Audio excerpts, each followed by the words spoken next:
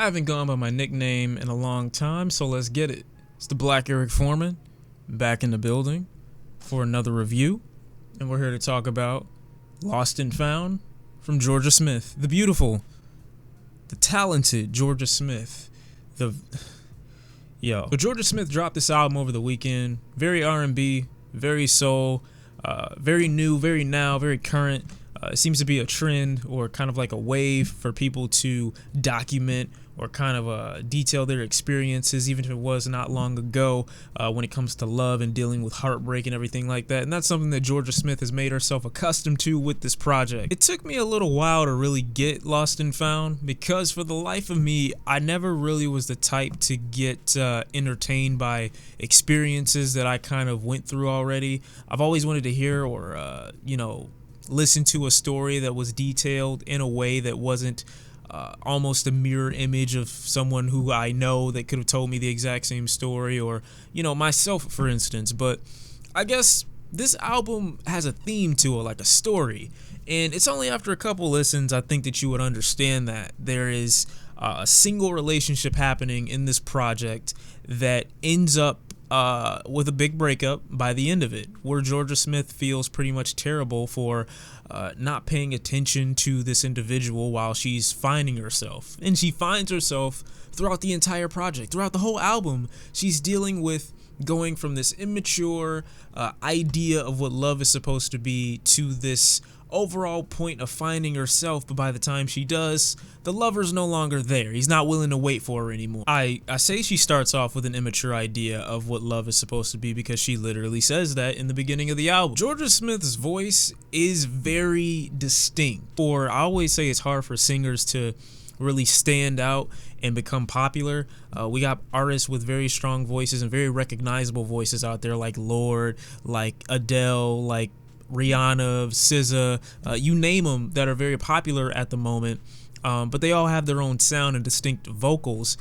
With Jorja Smith on this album, she kind of has vocal inflections that remind you of other people, but her singing and her voice alone doesn't remind you of someone else, which is good. You keep pushing through the album, you see Jorja Smith falls in love, or what she thinks is love, her own idea of love for the first time, and she's going through the motions, the teenage fantasies basically, and then she comes down to the point where she's like, wait a minute, where did this really go wrong? That's where she asked herself on the third track, I believe, where did I go? Because she kind of lost herself in this relationship and she kind of didn't know where there was a wrong turn. I gotta say, by this point, the album does carry the theme, but I'm kind of losing it when it comes to Jorja herself. And even though the writing is kind of simple and easy to interpret, I wouldn't say that the writing is bad because of that. I just think because of the simple writing, it kind of takes away from her star power on the album, because certain verses do show up like in a very repetitive fashion that don't actually start the hook sometimes. And this lack of insertion of new lyrics at some points kind of make her feel like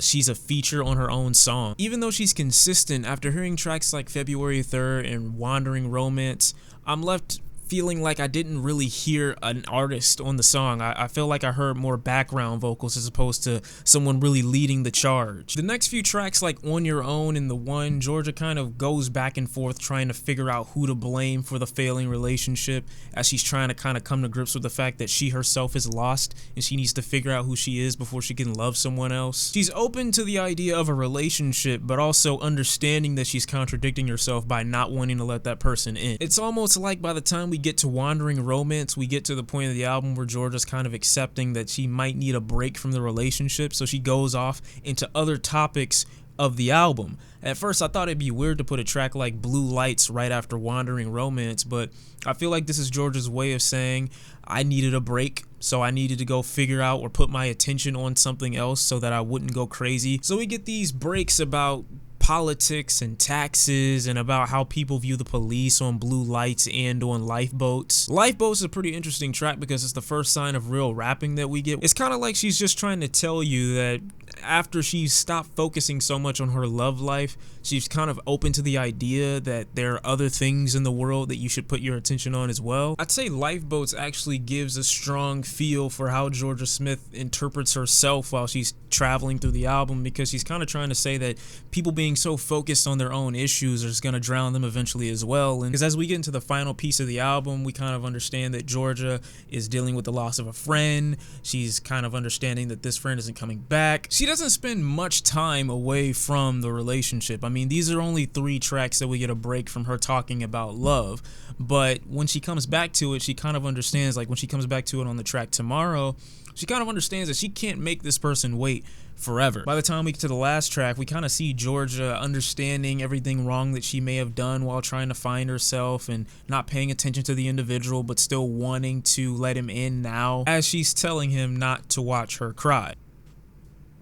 And that's pretty much the album, is Jorja Smith detailing or documenting the story of how she's experienced love and let that love take a big part of her life, and then felt the need to kind of separate and distance herself, find out who she really is. But the thing I can appreciate most about Jorja Smith on this project is she doesn't really seem bitter about the ending of the relationship. She actually seems very appreciative of the experience, and it kind of sounds like she's hinting at the idea that this shaped the way she thinks right now. And that's rare, especially with younger females. Jorja's only 20 years old. For her to have a mentality that this is something that actually ended up being to her benefit, I think it's a rare perspective for somebody her age, which is why I appreciated the listening experience that much more. The last 3 tracks feel like very cohesive, very well thought out song, very passionate, strong singing, almost reminiscent of like an old style Lana Del Rey or some Lorde, especially over the simple piano on the Do Not Watch Me Cry song, where her vocals like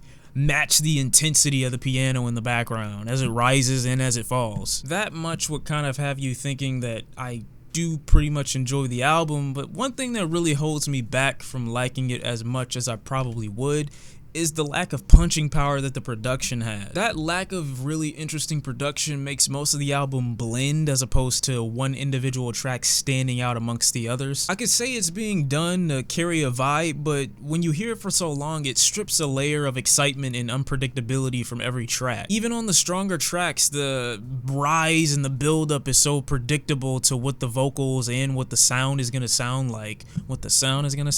Wow, you said that on camera. And like I said, the songwriting being so linear and being so simple to understand wouldn't probably be an issue if that production was a little bit more grand or vibrant or a little bit more interesting. It just seems like this is an album you'd be listening to on a rainy day when you have nothing else to do. And I get it's for people that are in that mood, in that moment, but it's not really emotionally provoking, I guess you could say. It's kind of there. That's it for me. It's just kind of there. Just like there's more to a great rapper than just his lyrics, there's more to a great singer than just her voice. On this new Jorja Smith album, enjoyed it, liked the concept, like that she's become more emotionally stable, especially for a 20-year-old, and she's not very bitter at the experiences from maybe a few years ago. She's actually understanding them and helping them mold who she's going to be in the future. So I appreciate the method or the path that she's taken. Those experiences, in my opinion, just didn't translate into the most interesting music. But hop in the comments, let me know what you thought about the album. Tell me what was your favorite, what was your least favorite. Tell me if you enjoyed the record to the fullest extent and I'm completely wrong on everything I'm saying. Go ahead and say it in the comment section down below. I don't care. But thank you guys for watching. The beautiful Jorja Smith. Go check out her album. Check it out for yourself. Don't let me tell you what to do. You do it yourself. Thank you for watching, and I'll see you next time. I'm out. Peace.